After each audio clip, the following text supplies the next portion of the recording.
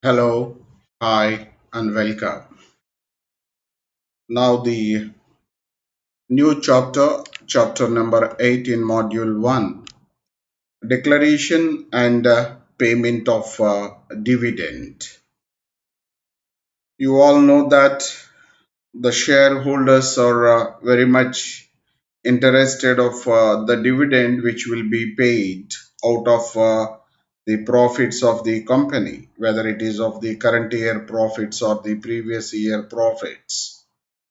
How the declaration of dividend will take place and what are the procedural aspects with respect to the dividend payment and what is the time for declaration of dividend to the payment of dividend and what are the sources for the payment of dividend by the companies and what are the procedural aspects which are to be complied with before declaration and offered after declaration of dividend by companies we will be going to study. And if any of the dividends are not paid due to one or the other reason which has to be kept in investor education and protection fund. So these are the various aspects that we will study. If you have a overview of this chapter, now we will come to know about the meaning of the dividend as it is given and what are the types of dividends. One is interim dividend, second one is final dividend. Interim dividend is being paid in the middle of the financial year, anticipating profits over a period of time. So instead of waiting until the closure of accounts and conducting of AGM and declaring the dividend and paying the dividend after 30 days of the declaration of the dividend, right, within 30 days for the declaration of dividend, the dividend is to be paid to the shareholders. So this all will take a long time. So as the company, in order to keep the owners of the company happy at all the times, they do pay the interim dividend in between depending on the forecast of profits, and the balance of dividend what is due will be paid after the AGM. So these are the two kinds of dividends that will be paid by the company. And again, there will be the dividend can be in the form of shares or in the form of cash, that can differ. But in general, the dividend types will be the interim and final. Declaration of dividend, how the what are the procedural aspects that are to be followed by a company while declaring the dividend out of the current year profits and out of the past year's profits, the dividend can be paid. Unpaid or unclaimed dividend, if there is anything that has to be transferred to IEPF, which means to say Investor Education and Protection Fund. So this fund was established by the central government, and credits to the fund and the utilization of the fund also we will study. And this particular dividend chapter will also talk about the punishment for failure to distribute a dividend within 30 days of declaration. And there are some exemptions to it, and what are the exemptions, that also we will come across while studying this chapter. So students, you understand, one is about the meaning of a dividend and the types of dividend and a declaration of dividend out of the profits, and if there is an unpaid dividend, how to dealt with that, and what will be credited to IEPF, and if the company fails to ensure compliance to the provisions of dividend, then there is a punishment which is prescribed under section 127. To that punishment for failure, there are certain exemptions. What are the exemptions, that also we will study under this chapter.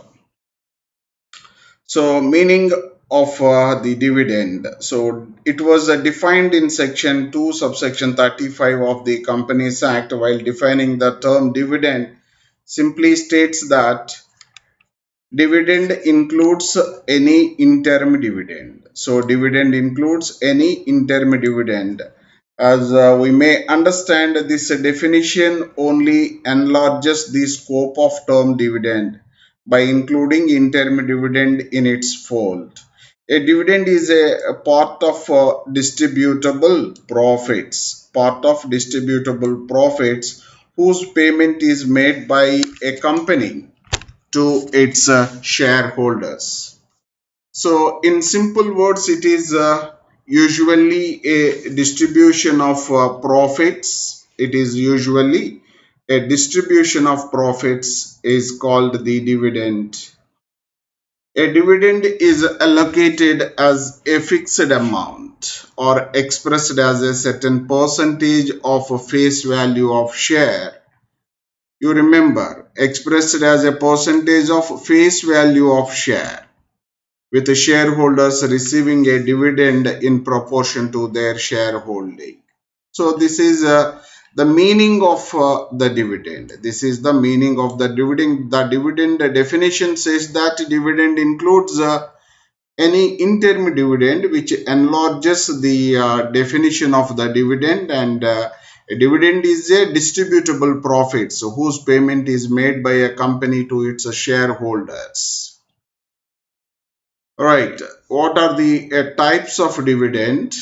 Types of dividend, as we discussed, interim dividend is one which is paid in the middle of the financial year. Final dividend, which is paid after the closure of accounts and conclusion of the annual general meeting, where the accounts are adopted and the dividend is declared.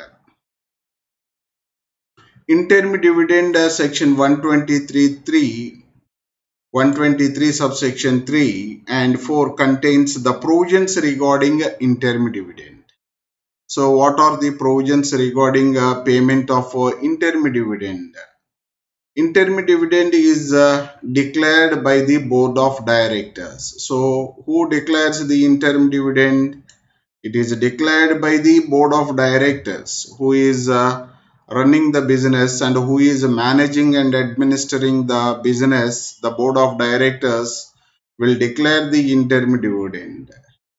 And this interim dividend can be declared during the financial year itself, which means to say before conclusion of completing the financial year. It can be declared at any time during the period from the closure of the financial year till holding of the AGM. And not only during the financial year, you know that after completion of the closure of year, the AGM can be held within a period of 6 months from the end of the financial year, which mean to say up to 30th September. And however, the gap between the previous AGM to the current AGM should not exceed 15 months.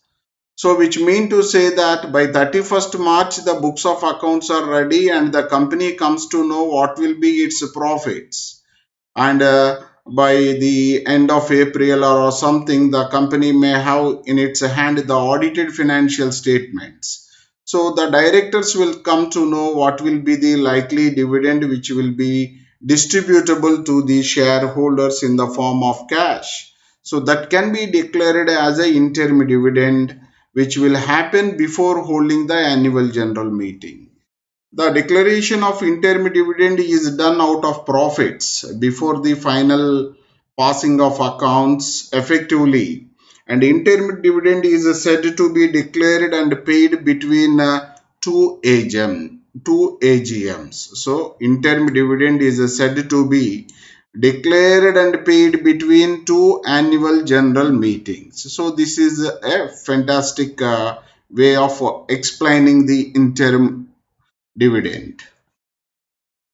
Then now you look at the sources of declaring the interim dividend. So it includes a surplus in the profit and loss account or profits of the financial year in which such dividend is sought to be declared, or profits generated in the financial year till the quarter preceding the date of declaration of interim dividend. Any one of these three can be the source. Declaration of interim dividend is regularized at the ensuing AGM by the members. So it will be regulated. So the regularization of the interim dividend will happen in the annual general meeting. If the company has incurred loss during the current financial year up to the end of the quarter immediately preceding the date of declaration of interim dividend, such interim dividend shall not be declared at a rate higher than the average dividends declared by the company during the immediately preceding 3 financial years. So remember, while declaring the interim dividend, the board of directors have to keep in mind what is the preceding 3 years average dividend, and that should not be get exceeded if the company is going in the current financial year at loss. The amount of dividend, including interim dividend, shall be deposited in a separate account maintained with a scheduled bank within 5 days from the date of declaration. So within 5 days, the amount of interim dividend should be deposited in a scheduled bank. All provisions which are applicable to the payment of dividend shall also apply in case of interim dividend. All provisions which are applicable to the payment of dividend shall also apply in case of interim dividend. So this is about the first type of dividend payable on the basis of time, and the second one is the final dividend. Right, when the dividend is declared at the AGM of the company, it is known as a final dividend. The rate at which a dividend needs to be declared and paid shall be recommended by the board of directors in the director's report. However, such rate is required to be approved by the members at the AGM by passing an ordinary resolution, since declaration of dividend is an ordinary business. The rate of dividend recommended by the board cannot be increased by the members. So the rate of dividend recommended by the board cannot be increased by the members, but the members can reduce it. Members can reduce it, and they have to approve the rate recommended by the board of directors. Dividend payable on the basis of nature of shares. So shares can be equity shares or preference shares. Equity shares dividend dependent on dividend policy and the availability of profits after satisfying the rights of preference shareholders. Preference shareholders, again, they can be a cumulative preference shares or non-cumulative preference shares. And for a cumulative preference shares, dividend accumulates unless it is paid in full. For non-cumulative preference shares, no arrears of dividend in future is payable. So this is about the dividend payable on the basis of nature of shares.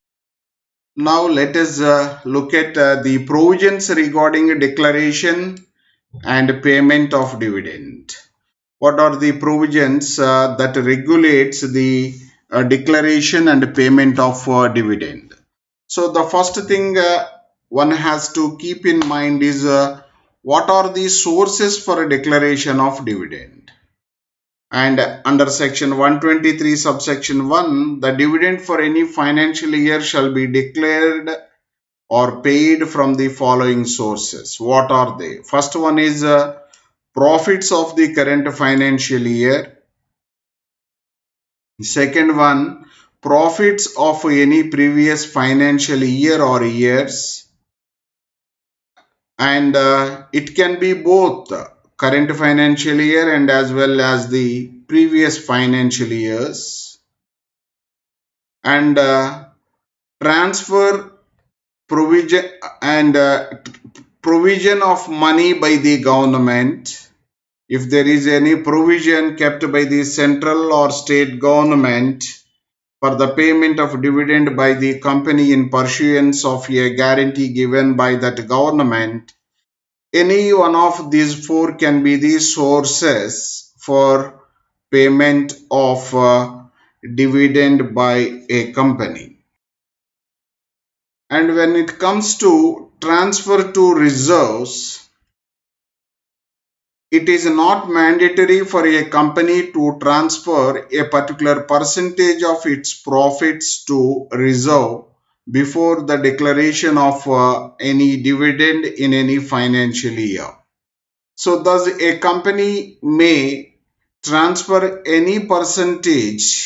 any appropriate percentage of its profits to reserves before declaration of dividend. So this is what about the transferring of some money to the reserve. Declaration of dividend when there is inadequacy or absence of profits. As you are aware that the businesses will experience up and downs, and in some years there may not be adequate profits due to the global recessions or certain pandemic situations that happen all sudden like that of COVID-19.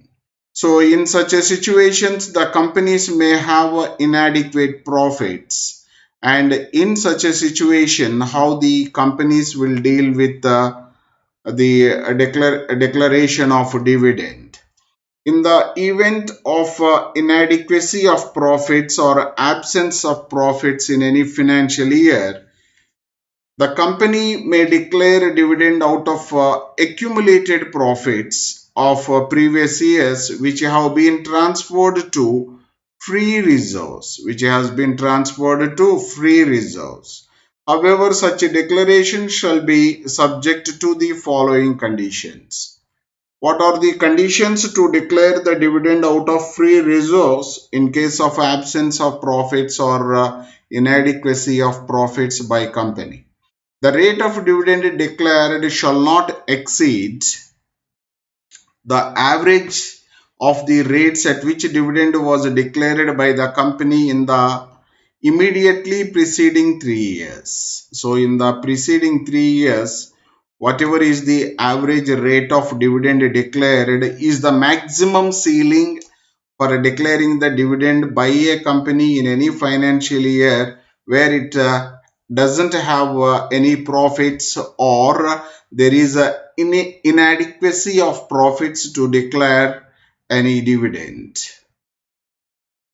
And the total amount to be drawn from such accumulated profits shall not exceed 10% of its paid up share capital and free reserves as appearing in the last audited financial statements. The amount so drawn shall first be utilized to set off the losses incurred in the financial year in which the dividend is declared, and only thereafter any dividend in respect of equity shares shall be declared. So out of that, first of all, the company has to set off the loss for that financial year, and the balance can be declared as a dividend to the equity shareholders. The balance of reserve after such withdrawal shall not fall below 15% of its paid up share capital as appearing in the last audited financial statements. And depositing of amount of dividend. So in terms of section 123(4), the amount of dividend shall be deposited in a separate account maintained in a scheduled bank and this is to be done within 5 days from the date of declaration of dividend. So with regard to depositing of the amount of dividend is whether it is a interim dividend or whether it is a final dividend, that has to be deposited in a separate account maintained with the scheduled bank within 5 days from the date of declaration of dividend. And when it comes to payment of dividend, the dividend shall be payable only to the registered shareholders or to his order or to his banker. In case a shareholder informs the company to pay dividend to a particular banker, if the payment is so made by the company, then it shall be deemed to be made to the shareholder himself.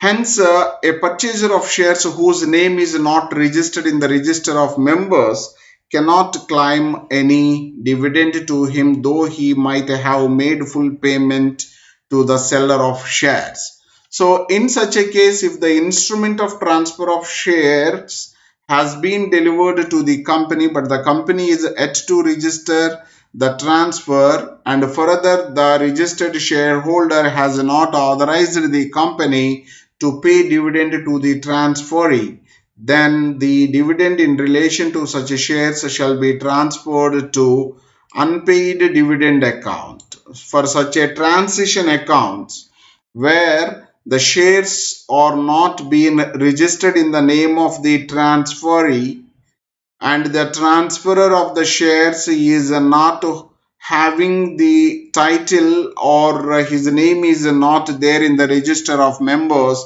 as the transaction took place, all such money shall be kept in the unpaid dividend account, and details in this respect are given at a later chapter. There you will understand better about how to deal with this unpaid dividend. And the dividends are payable in cash, not in kind. So dividend is payable in cash and not in kind.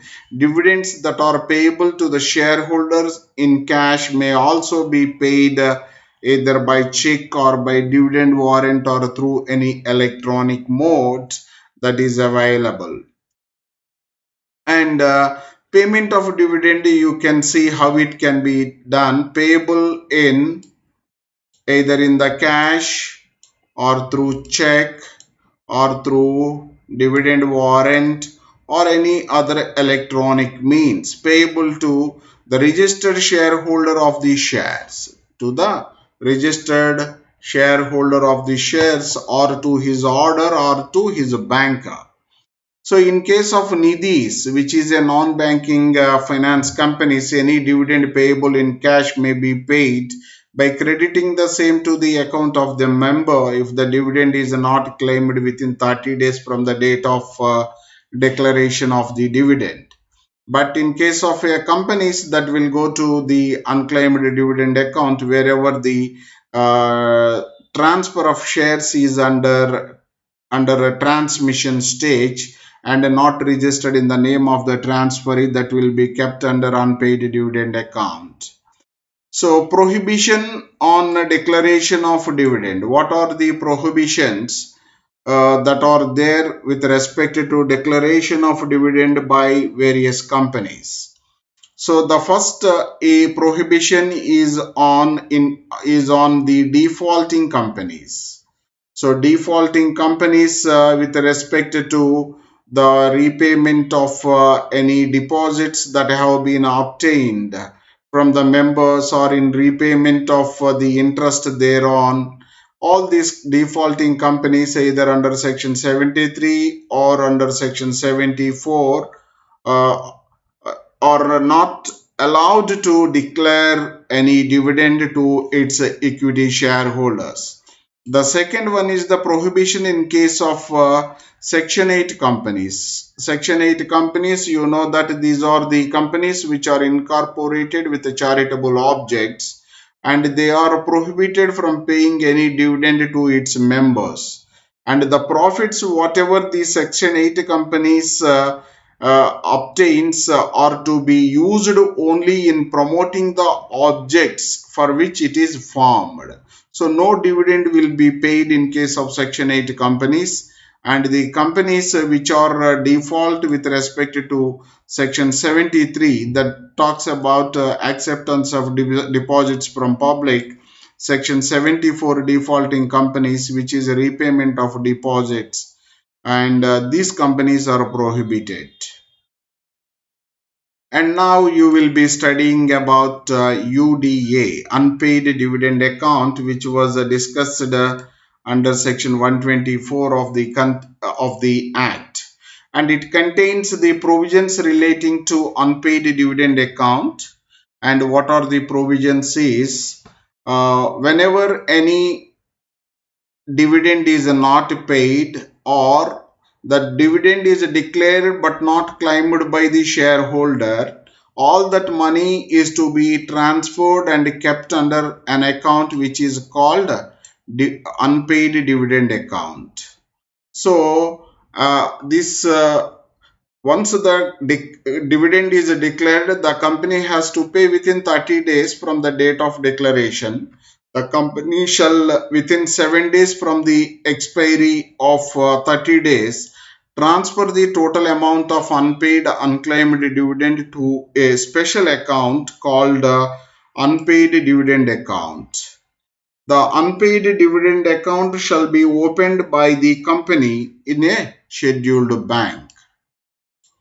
So, preparing a statement of unpaid dividend, within 90 days of transferring any amount to unpaid dividend account, the company shall prepare a statement containing the names, their last known address, and the unpaid dividend to be paid to each person, and place such statement on its website, and also on any other website approved by the central government for that purpose. So, within 90 days of transferring the amount to the unpaid dividend account, the company has to reveal the particulars of the entire unpaid dividend account with respect to the shareholders and their addresses, and the same details must be kept available in the website of the company, and it also can be kept in the approved website by the central government for this particular purpose. Payment of interest if default is made in transferring amount. So the company has an obligation to pay the interest if there is a default in transferring that amount. If any default is made in transferring the total unpaid dividend amount or any part thereof to the dividend unpaid dividend account of a company, from the date of such default, interest at the rate of 12% per annum on amount not so transferred to the said account with a scheduled bank in a separate account, the interest accruing on such amount shall ensure to the benefit of the members of the company in proportion to the amount remaining unpaid to them. So, claim to apply for payment of claimed account. Claimant to apply for payment of claimed amount. Any person claiming to be entitled to any money transferred to unpaid dividend account may apply to the company concerned for payment of money so claimed. And transfer of unclaimed amount to IEPF, Investor Education and Protection Fund. Any money transferred to unpaid dividend account which remains unpaid unclaimed for 7 years from the date of such a transfer shall be transferred by the company along with interest accrued thereon to the Investor Education and Protection Fund. Further, the company shall send a prescribed statement containing the details of such a transfer to the Investor Education and Protection Fund Authority, and in turn, the authority shall issue a receipt to the company as a evidence of such a transfer. Transfer of shares to IEPF.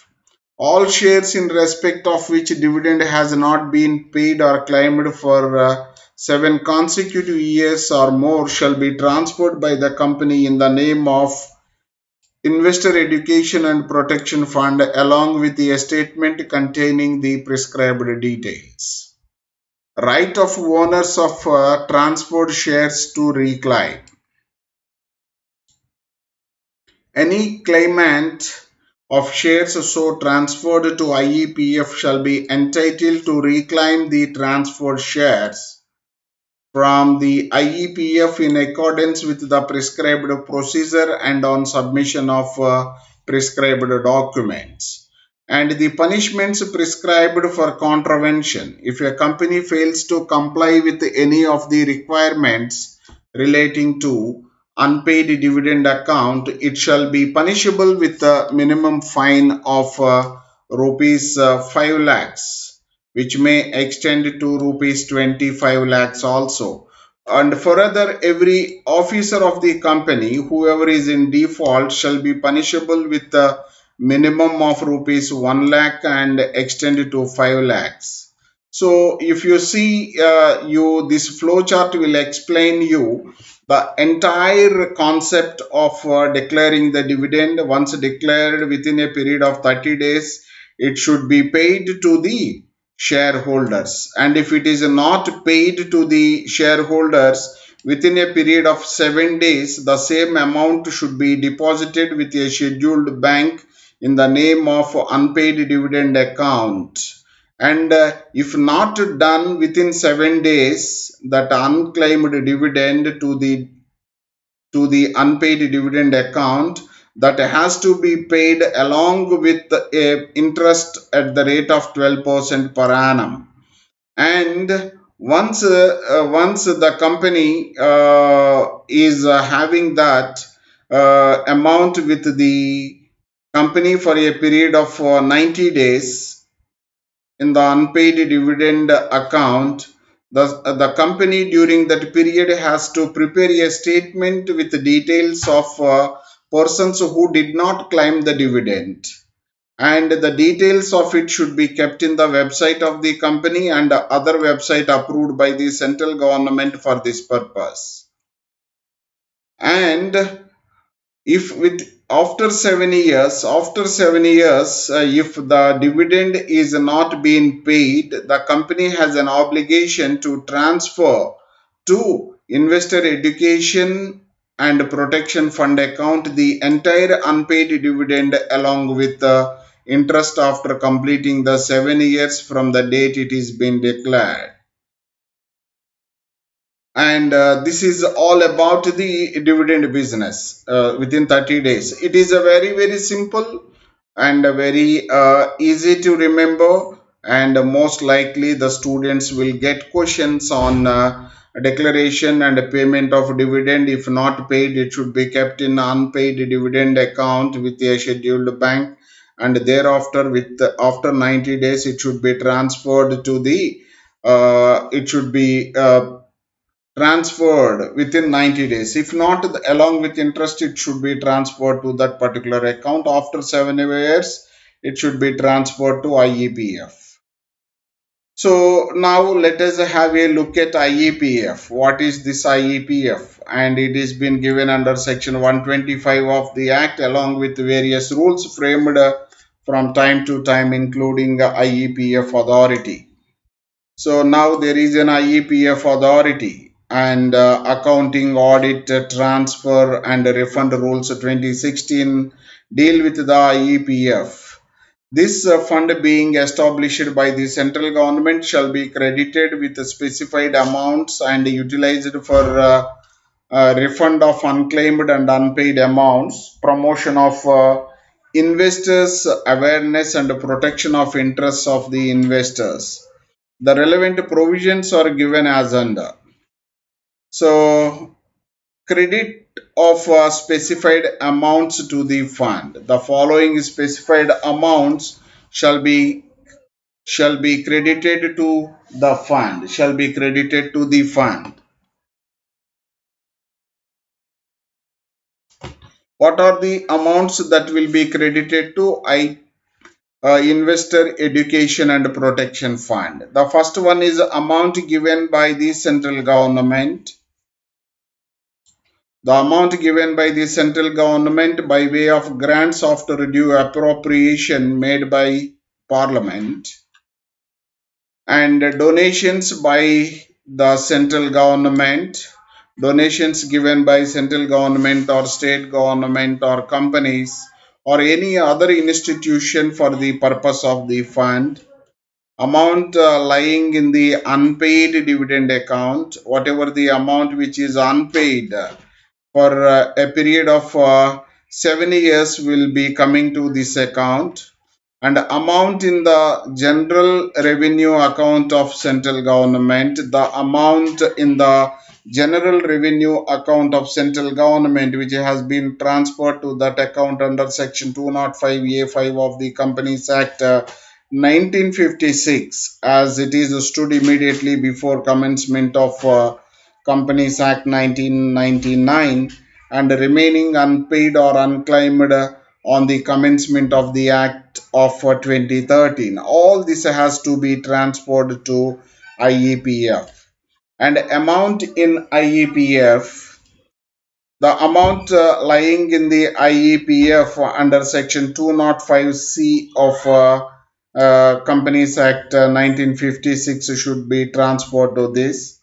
Income from investments, the interest or other income received out of investments made from the IEPF, and apart from that, amount received through disgorgement or disposal of securities, the amount received under section 38(4), that is amount received through disposal of securities seized from a person who has been convicted for personation of for acquisition of shares as provided in section 38(3).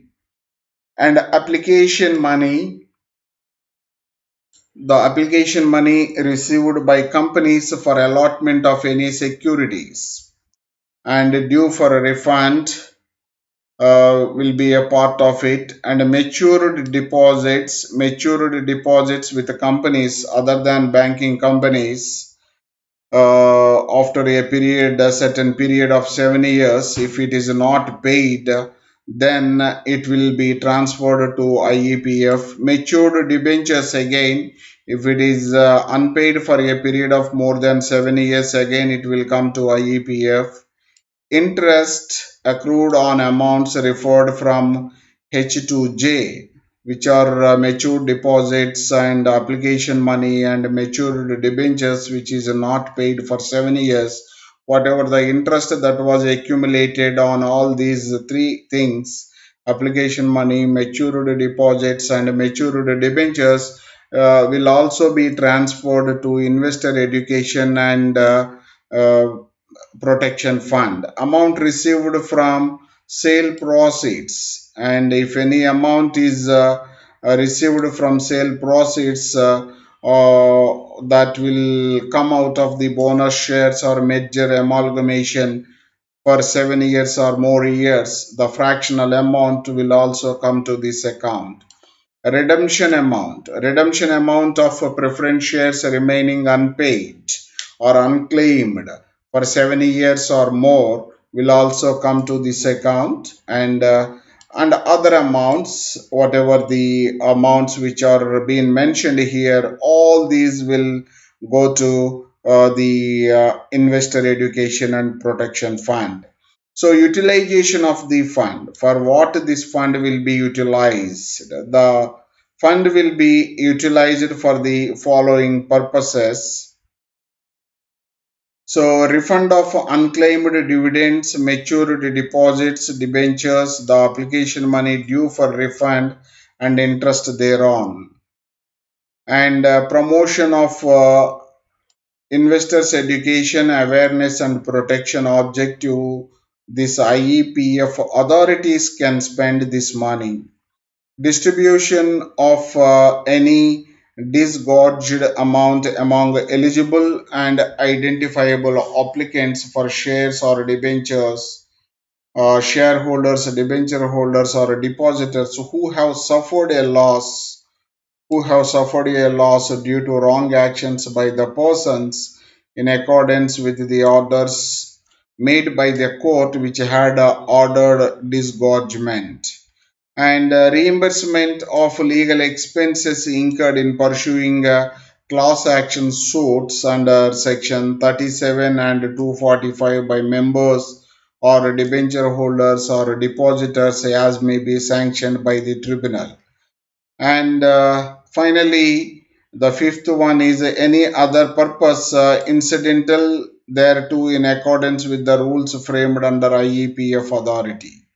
So these are the purposes for which the money available and with the IEPF authorities, um, they can spend that money.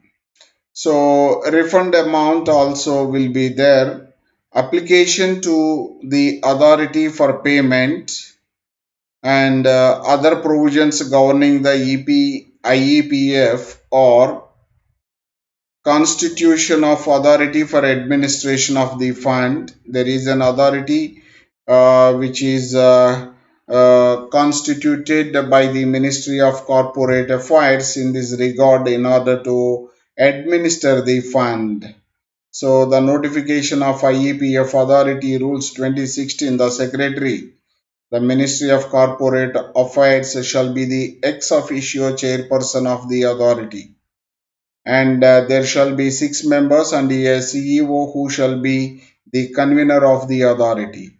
A provision of required resources by central government for administration of a fund will also be there. Authority to work in consultation with the CAG of India and spending of money, they do have the authority. The authority can spend the money out of the grants given and as well as out of the fund. Audit of the fund has to be conducted through the CAG of India at such intervals as may be specified, and preparation of annual report by the authority. For each financial year, the authority shall prepare in the prescribed form at a prescribed time its annual report giving a full account of its activities during the financial year and forward a copy thereof to the central government. In turn, the central government shall cause the annual report and the audited report given by CAG of India to be laid before each House of Parliament. And when it comes to the next topic that talks about the right of dividend and rights shares and bonus shares to be held in abeyance or in abeyance pending registration of transfer of shares. So right of dividend and right shares and bonus shares to be held in abeyance pending registration of transfer of shares. So the next topic is punishment. Perhaps punishment is the last topic under this chapter. Section 127 of the Act contains the time limit for distribution of dividends and punishment for failure to distribute dividend on time. So, within 30 days from the date of declaration, the company has to pay the dividend. If not paid, then the punishment for failure to distribute dividends will come into picture. So the time limit for a distribution of dividends, in case a company declares dividend, it must be paid or dividend warrants thereof must be posted within 30 days from the date of declaration of dividend to the entitled shareholders. Posting of dividend warrants within 30 days absolves the company from any punishment irrespective of whether it is received by the shareholder concerned within this time limit or not. The offence is committed only when the company fails to post dividend warrants at the registered address of the members within 30 days of declaration. Non-receipt of dividend warrants by the shareholders within the prescribed time limit does not attract any punishment. So the punishment for failure. In case company fails to pay the declared dividends or fails to post dividend warrants within 30 days of declaration, following punishments are applicable. Every director of a company shall be punishable with imprisonment. Maximum up to 2 years. If he knowingly a party to a default further, he shall also be liable to pay minimum fine of rupees 1000 for each day during which such default continues. The company shall be liable to pay simple interest at the rate of 18% per annum during the period for which such a default continues.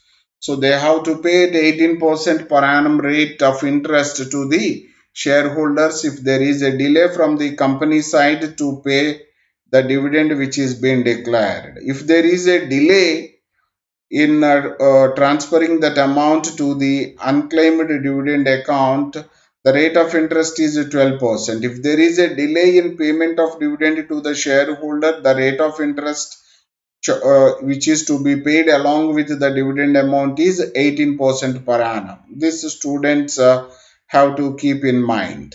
So there is an exemption from punishment also. Under what circumstances the exemption can be given? Under the following cases where the company has failed to pay dividend, declared dividend within 30 days of declaration, no offence shall be deemed to have been committed thereof. No punishment is attracted under the following: where the dividend could not be paid by reason of the operation of any law. So, due to the operation of any law, if the dividend is not paid, there is no punishment against the either company or against the directors. Or where the shares have given directions to the company, where the shareholders have given a direction to the company regarding the payment of dividend, and those directions cannot be complied with and same has been communicated to them.